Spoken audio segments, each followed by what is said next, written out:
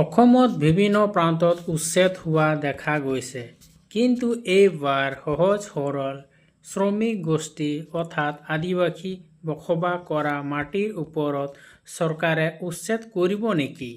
নমস্কাৰ, মই ৰমেশ লাকৰা।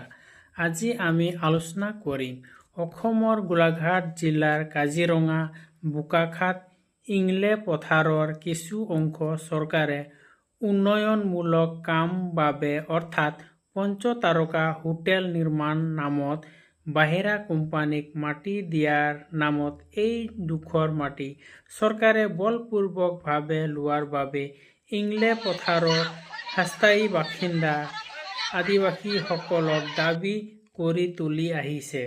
আৰু এই ইংলে পথাৰৰ আদিবাসীসকল যুগ যুগ ধৰি খেতি কৰি জীৱন নিৰ্বাহ কৰি আহিছে আৰু এই মাটিয়েই তেওঁলোক জীৱিকা আৰু পৰিয়ালৰ একমাত্ৰ ভৰসা।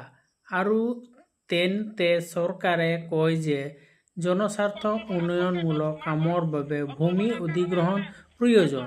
কিন্তু কথাটো হ'ল ইয়াৰ স্থায়ী বাসীৰ অভিযোগ যে ইয়াত ২০টাতকৈ অধিক পৰিয়াল আছে য'ত তেওঁলোকে নিজে মাটি খুলিছে আৰু তেওঁলোকৰ দাবী যে মাটি নথিপত্ৰ আছে আৰু খাজনা দি আছে বুলি কয়।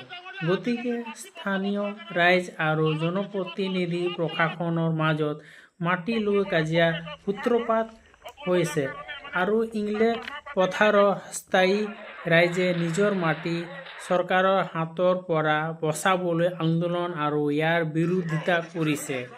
বিগত দিনবোৰত ইয়াৰ আন্দোলন জটিল ৰূপ দেখা গৈছে।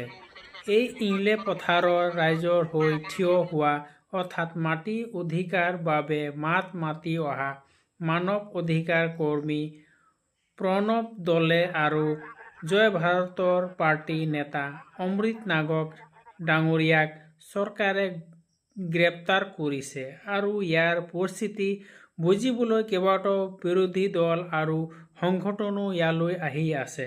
গতিকে বন্ধুসকল, ইংলে পথাৰৰ সংঘটিত হোৱা ঘটনাই আদিবাসী সমাজৰ বাবে এক দুৰ্ভাগ্য আৰু আচৰিত কৰি তুলিছে সমগ্ৰ অসমৰ কাৰণে।